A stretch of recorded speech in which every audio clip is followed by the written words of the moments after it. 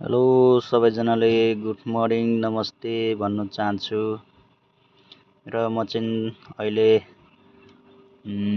बिहानको 4 बजिरहेछ है।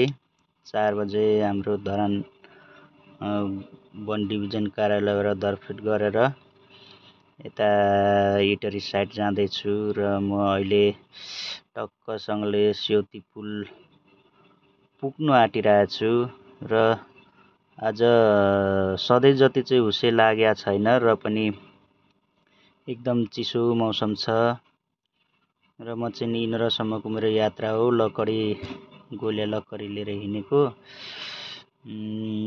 धेरै समय पछाडि डबल भिडियो बनाउनु लागिरहेछु र म यो मेरो सुपर हिल ट्रक ब्लगको लागि हो र तपाईहरुले लाइक कमेन्ट र शेयर सब्स्क्राइब गरिदिनु होला